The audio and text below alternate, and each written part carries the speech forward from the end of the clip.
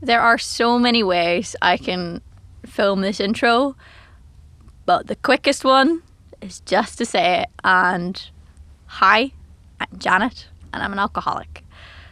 No, this isn't like a revelation that I made recently. I knew I was an alcoholic when I was 20. I went to my first meetings when I was 20 years old. I got sober when I was 20 years old. And to some people that might be like, but can you really be an alcoholic at 20? You know, aren't you a bit young to be an alcoholic or whatever? No. I was in the privileged position to learn that I was an alcoholic young. My rock bottoms happened earlier in my life than most people's, and I'm aware of that. I think little things that aided that was the fact that I had money when I was a young teenager, which most teenagers don't really have the luxury of having. I had gig money, I had TV money, all that kind of stuff. So I was able to buy the booze. So I hit my rock bottom really young. I hit many rock bottoms, actually, to be honest. But I just kept digging. It was a dark time. It was a very dark time. I do go into a lot more detail as of specific stories and things like that in the book, if that is something you're interested in. But before my song comes out on Friday, I wanted to just have this chat with you guys and just honestly say, I don't want you guys to find out from a blog or a press release or anything like that I'm an alcoholic. Like, I've been very honest on this platform for a lot of years, and it's actually kind of sucked a bit that I haven't been able to tell you guys this truth, because this has been such it shapes me as a person, really. And it's not that I was ashamed, I just never found the right time to say it. It always felt weird to do it. But dear God, have I dreamt about making this video for 5 years? Yes, I have, and how I would do it. And my whole idea is to put all of it in the book as well, so that people can just read and hopefully not relate to my life too much. But I should probably go back and explain some of it, just so we know what the crack is, really. So when did I become an alcoholic? Well, fun question. Some people believe you're born an alcoholic, and some people believe that they became an alcoholic. And it gets kind of heated. I don't know. I definitely displayed addictive behaviours from a young age. And I used to joke about it, but it genuinely was a thing. So I would definitely say I was born an addict, because it's just been a funny pattern in my life. That it's not funny, obviously, but it's a recurring pattern of my life that I have an addictive personality, and something doesn't have to be addictive for me to get addicted to it. If it makes me feel good, I like it. So if we flash our minds back to maybe 16-year-old me on TV, the one that people really liked, there was a lot of pain going on in those days. God, we're so early in the video, I can't cry. There was a lot of pain in me in those times. Now, no one could have known that, because the narrative I went with, or like the narrative that happened through TV and things, was I was very shy. I was very afraid of people, and like, oh, how cute, and she's so sweet, she's so shy. But it really was because I hated myself so much. I despised who I was. I had this voice in my head that would never quiet down. It just wouldn't. Every action I made, I would overanalyze to the point of just having panic attacks and crying. And especially on X Factor, I spent so much of my time in bathrooms just crying my eyes out, because I was a useless person. I was a useless piece of crap, and I just didn't understand why people liked me. It made me uncomfortable because I hated myself that much. This is where booze came in. I was shy, obviously. It wasn't just that I hated myself. I was a shy person.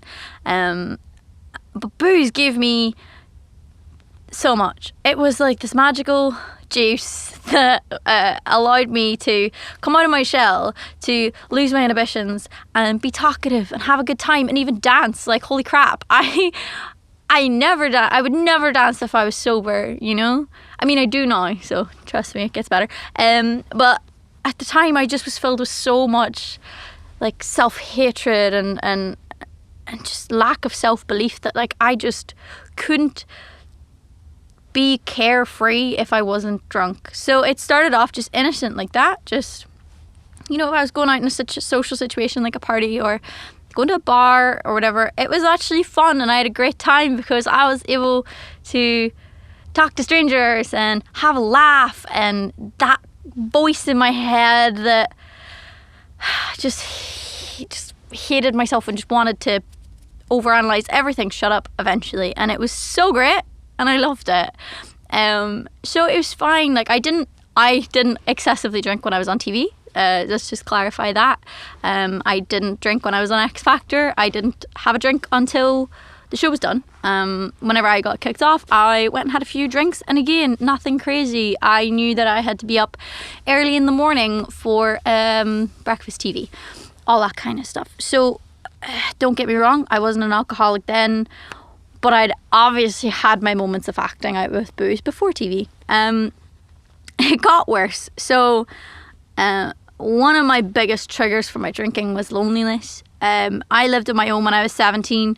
I got my own apartment in Sheffield because I was recording an album up there, and that's when things started to go a bit off the rails, shall we say, because I couldn't leave my house without people recognising me. I couldn't go on nights out without people recognising me, and it did, in the words of my security guards at the time, it compromised my security.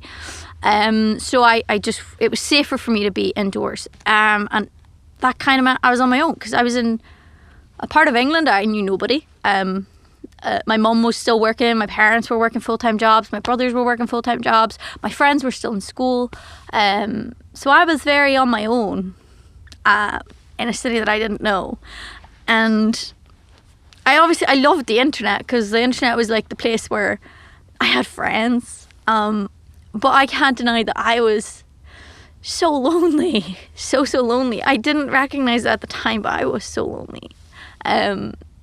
But to feel normal, like my peers were obviously going out drinking on a Friday night and having a good time, so I would just have a drink in my apartment thinking nothing of it, because I would like dance around, you know, in my underwear, listening to my songs and have a good wee sing along, and it was great. But quickly that turned sour because I would maybe then turn up to like a vocal session like completely hungover, and the more then I drank, I did kind of keep it contained to weekends at the start. The more I drank, the more my tolerance went up, so I started drinking wine, and then it ended up being like big bottles of Jack Daniels by the end of it. So my tolerance is really high. It just kept getting worse because that's still pretty tame. Obviously, that's like, you understand why I would drink. Well, I hope people understand why I drink. I was just on my own, lonely and bored, you know, couldn't do anything, couldn't leave the house. My career then, I obviously was making music and putting songs out and all this stuff, but I was still there is still something missing. I can't really describe what it is. Like, that voice was still really loud. I still really hated myself. To put things in perspective, like in those days, if somebody asked me for a photo, I thought they were taking the mick out of me. I thought they just wanted to get a photo so they could post it online and be like, oh, look who I met. Oh, what a piece of crap. So I thought everyone was in on this joke that I wasn't, and yeah, I just hated myself. I quickly, this bit happened really quick. I don't know, because I turned 18, I could now buy booze whenever I wanted. Woo! Which was great. I was still doing a lot of writing sessions and stuff. And in those days as well, I don't know if it's the same anymore, I haven't checked, but like, you could go on certain websites and order takeout, for example, to your house. But at those takeout places, they would let you choose booze as well. So I would just get booze delivered to my apartment or my hotel, wherever I was staying, and I would get obliterated. And I was turning up to sessions hungover. But like in those days, when you're 18, hangovers aren't really that bad. Again, it just got worse. It just got worse whenever my album was starting to come out, like my first single. By the time Wonderful was coming out, this is whenever things started to get way bad. I was just drinking way too much. Just way too much. At the time as well, I was trying to record Run of My Scissors, because the recording I did in Sheffield is a long story, but like I ended up not using those recordings, and I recorded my album again.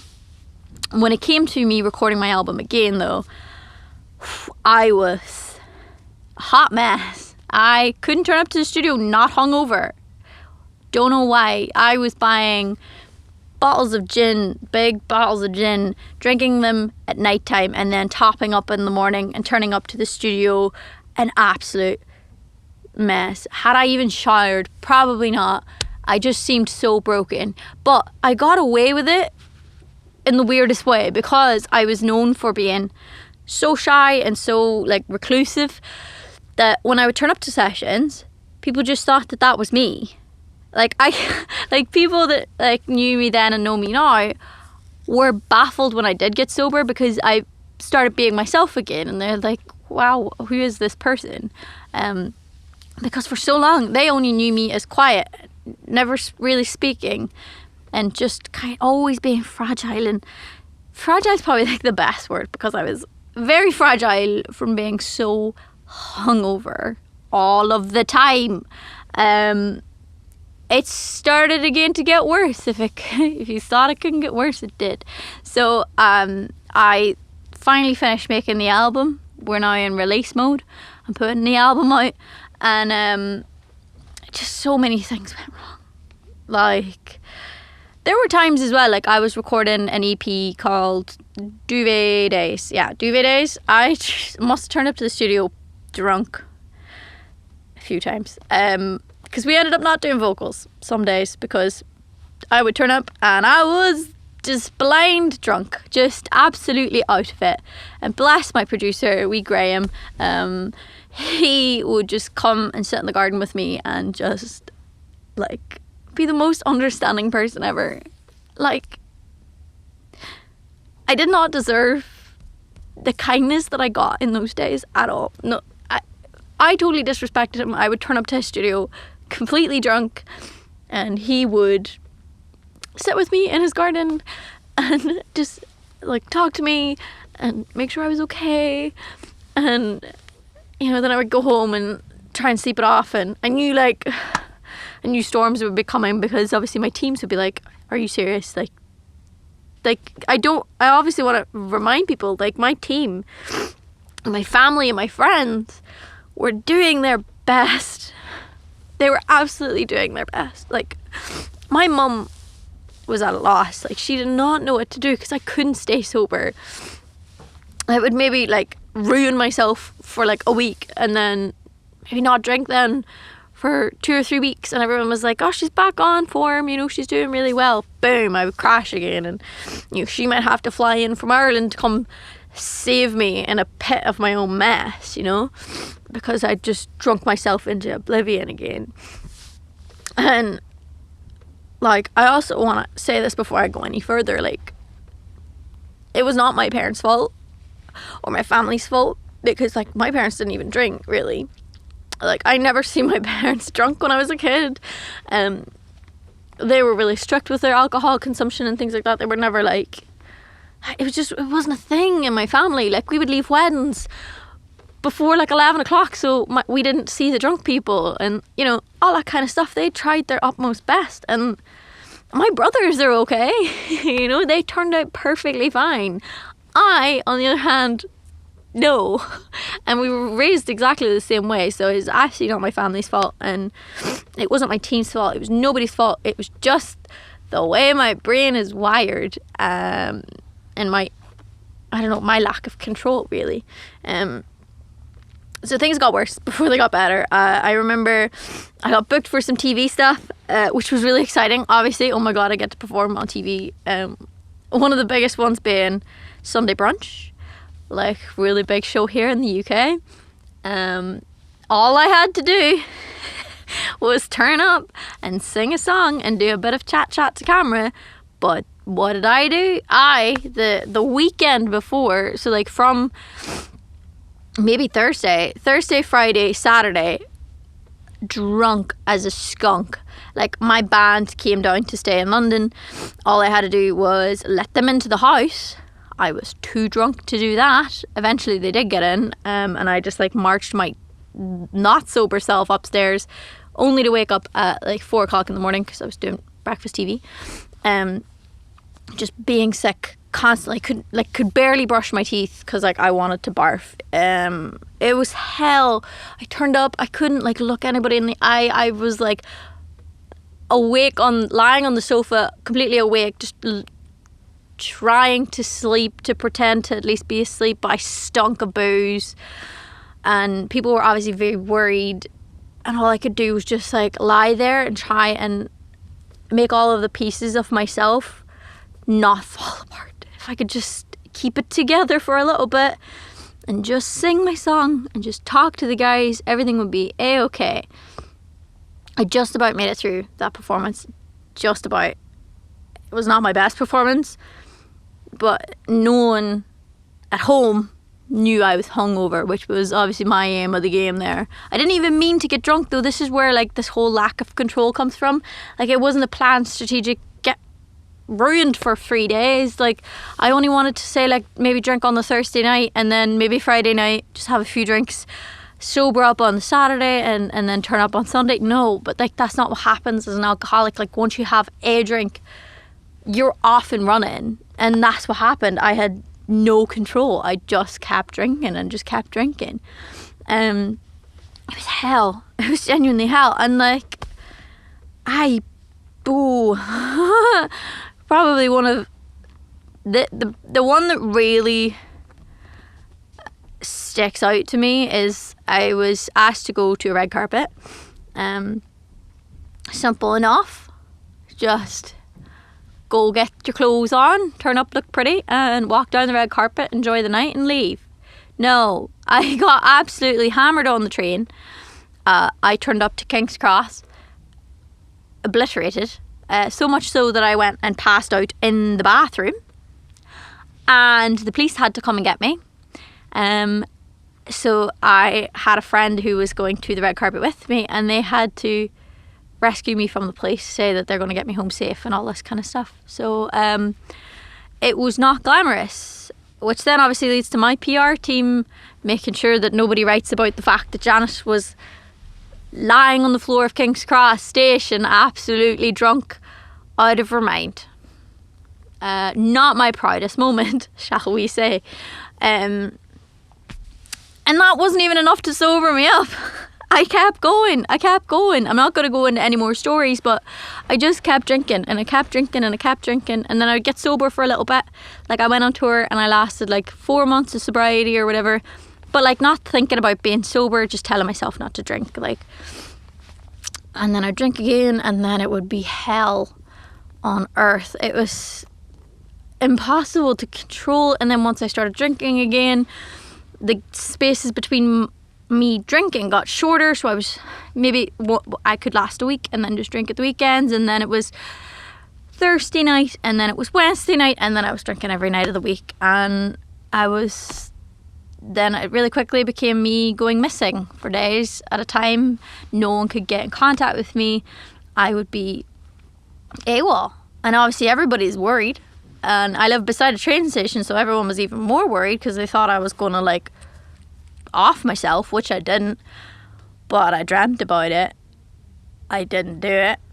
I tried a few times. Why am I laughing? It's a response. I'm sorry. I don't mean to laugh. It's just sometimes humor is the only way I can process dark stuff.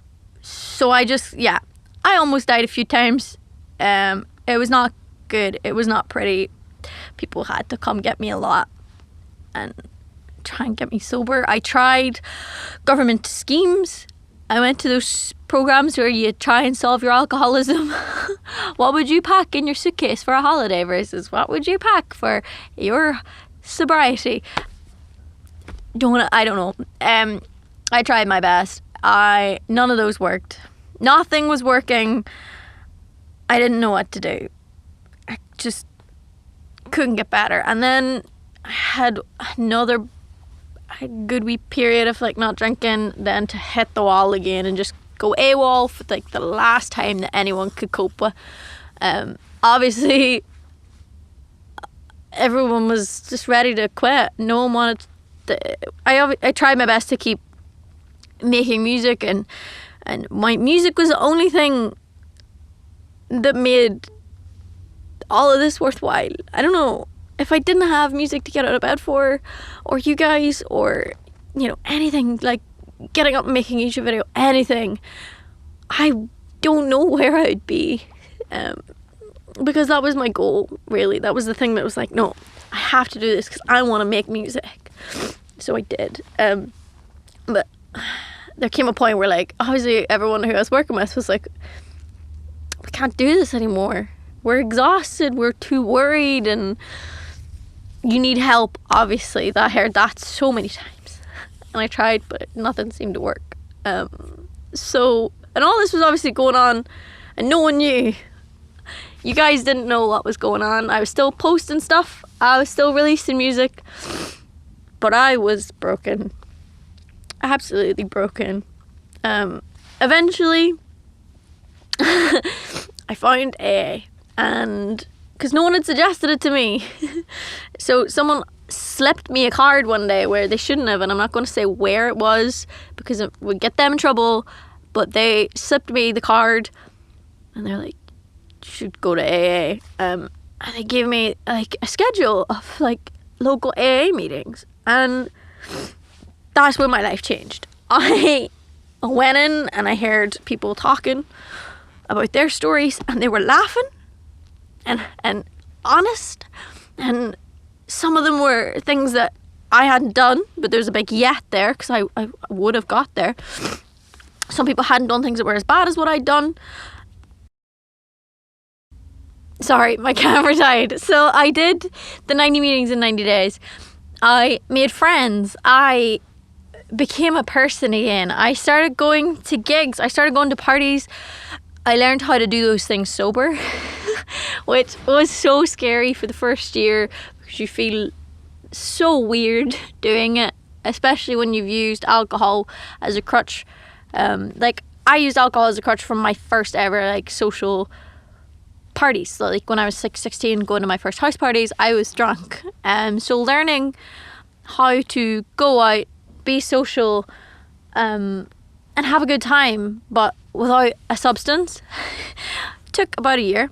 But it was so worth it. And now I honestly, I wouldn't know how to party with alcohol. It just wouldn't be a thing. But I feel better now. I feel better for getting this off my chest, for telling you. I'm sorry if this has been an incredibly long video. There just doesn't really seem to be a short way of doing it, because there's so much to explain. Trying to fit 5 years of your life into a quick YouTube video is almost impossible. But I just want, if you're watching this and you relate to me in some way, I just want you to know that there is hope, that life gets so much better, that you're amazing, you're loved, and you're just not in the position to see that right now, but someday you will. And don't take that away from yourself, because if I had died one of the many times I almost died, I wouldn't be where I am today. To be able to sit at life and go, what a blessing it is to watch a YouTube video of golden retrievers and cry, because it's so pure. I wouldn't be able to, I don't know, just be happy and there's so many great things that have happened since I've got sober, and I never would have been able to see that. I never would have been able to live my life sober. My life would have ended in the darkness and in the pain and the hurt of being an alcoholic, when there's so much more to life than that. But when you're in it, that's all the world is to you. It's dark and it's hard and it's impossible. But the pain isn't comfortable, it's familiar. And it's so easy to sit in that familiarity, but I promise it gets so much better if you just work towards it. Because this has been no easy task. I've had to work really hard at loving myself, being sober, and trying not to take life for granted, basically. And I apologize for how emotional I am, but it was the best decision of my life, and I don't know where I'd be if I didn't make that decision. So, on a serious note, I want to say a massive thank you to everyone for sticking by me when I was a mess, when I was a broken human, because without you guys cheering me on from the sidelines, I don't know what would have got me out of that. Because like I said, music and you guys was the thing that got me out of bed, that I would try my best not to get drunk because I wanted to do well in my music and my career. And I don't know, just thank you for not giving up on me, because the amount of times I gave up on myself was insane. And to have people online, especially people I've never even met, believe in me more than I believed in myself is insane. So thank you for keeping the dream alive when I couldn't keep the dream alive, and for still being here. It really does mean a lot. So yeah. Contrary to my tears right now, life is amazing right now. I'm putting out my latest album. I'm putting out my book. I'm shedding the skin of my old self-hatred and horrible self-inflicted, mostly, pains of my life. And I'm so excited to just put it out there so I can just get rid of it and just move on, but be the most honest and true version of myself, so that you guys can actually know me as a person and not just this whatever illusion I've given out now. Because I have been completely honest with you guys online, but honest to a degree. I haven't told you the bottom of the iceberg, basically, and all of that is revealed in the book, and potentially more videos like this where I just sit down and tell you what the crack is, because there's a lot. Anyway, before I just cry my way through the video, I'm going to end it here, but I just want to say thank you. So I hope you're having a happy day and that the world is treating you the way you deserve. All right, bye.